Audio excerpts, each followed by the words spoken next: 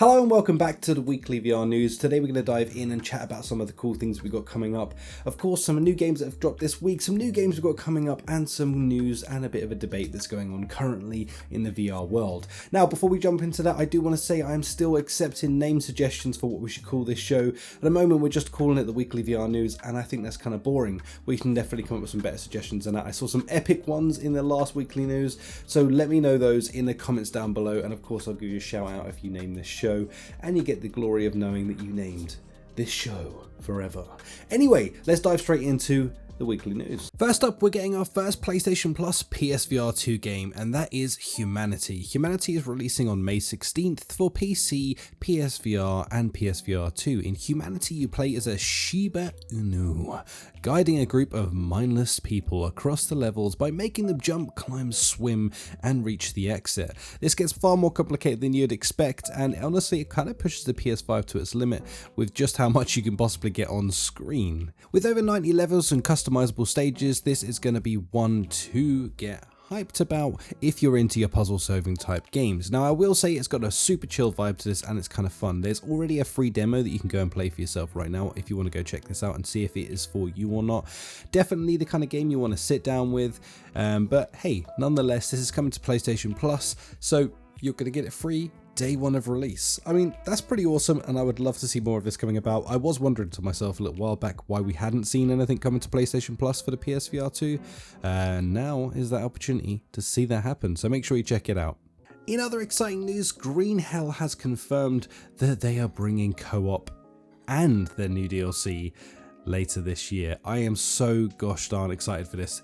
Co-op is going to mean up to 4 players, guys, so I'm really blown away that they've gone this far with it, and I'm very, very excited. Of course, Green Hell is going to be coming to PSVR 2 as well, so what a great way to launch this game off on PSVR 2 if they pull that off and bring the co-op mode to it as well as the DLC. I'm beyond hyped. For me, I really want to get into this game, and every time I try and get into it, I just I die a lot. Bad things happen, and then I kind of get put off again for a little while. So it's definitely one of those games that I think is going to be massively heightened being with a friend, or up to 4 of them, well, including yourself, of course.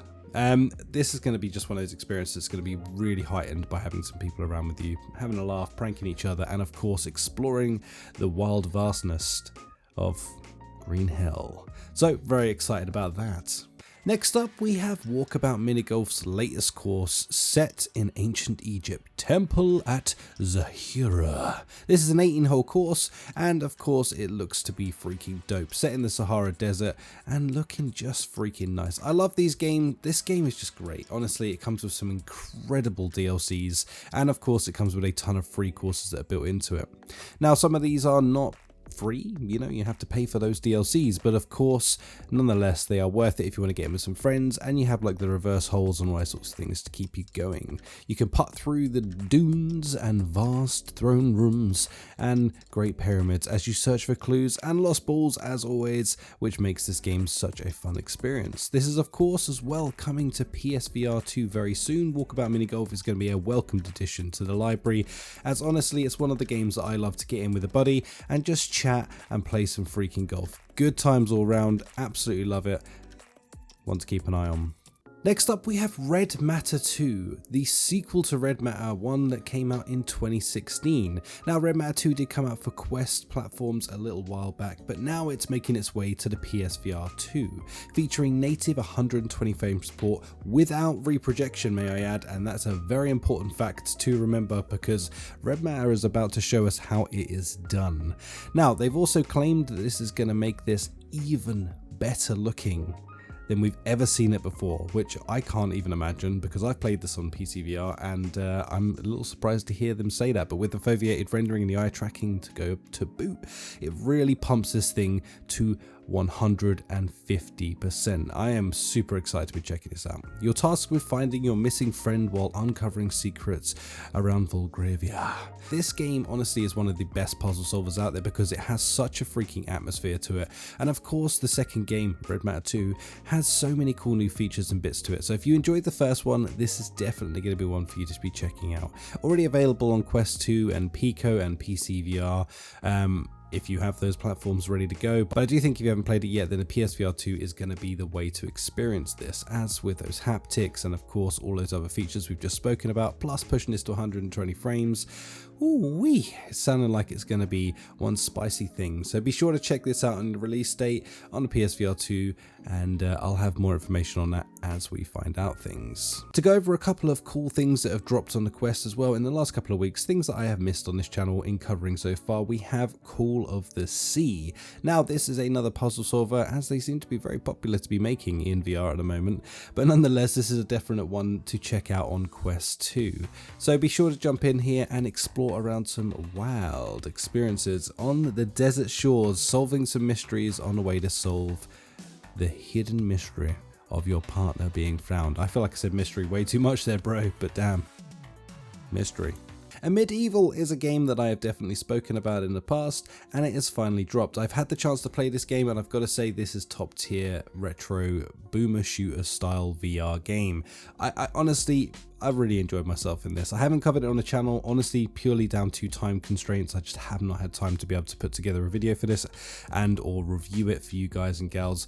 But do know that this is a dope game and definitely one you should be checking out. It's available on Quest 2 and of course PSVR as well, so definitely get involved with this. I've been told that this is coming to PSVR 2 as well later this year. I think it's going to be very late this year from what I'm hearing, but you know that it is coming if you're locked into that platform. So if you're wondering what this game's about, well, it's kind of a bit of a wacky one, but you're definitely going to enjoy yourself if you like that retro boomer shooter style thing. So you're getting in, you're going to be unlocking new weapons, going through a bunch of different worlds, fighting a bunch of different bosses, a ton of different enemies, and everything has a different vibe and experience to it. So definitely a high recommend from me. I'm really enjoying myself playing this. If you want me to put out a review, let me know in the comments down below, but I do like to try and do that day one normally because, well, it's the kiss of death on YouTube to release a video about a game that came out a week ago, dear God. And last up on the list today is about this meta news. The VR is dead news once again, of course, because this is all we ever hear about virtual reality is just how dead it is, yet it keeps on selling in, doing good things. But anyway, we do have some good news. There has been reportedly 20 million units sold between the Quest, Quest 2 and Quest Pro now, but they are saying that the retention rates are incredibly low on those, which is, you know, concerning. But I do want to ask your guys' opinion on this.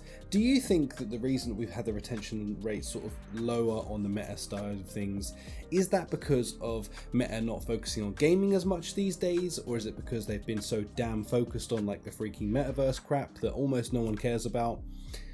Which side of this do you think it is? Do you think that we just need to see more dedicated good games coming into the Meta side of things? Like, is that it, or do we need to focus shifting slightly different to other things? I want to know your opinion and what you think is wrong with why people are putting their headsets on the shelf and letting them collect dust at the end of the day.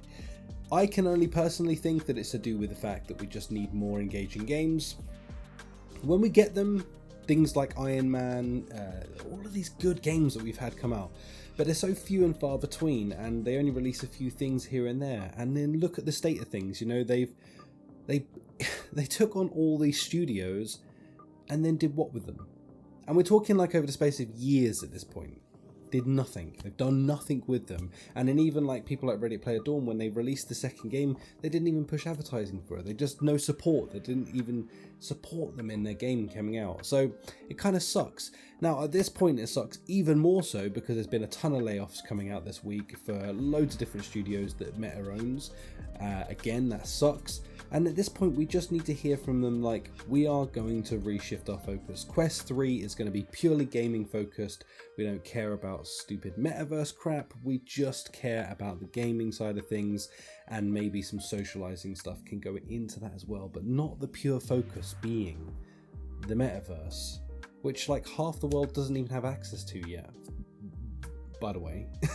Which is just wild to me that a company of that size has not even accounted for all countries yet.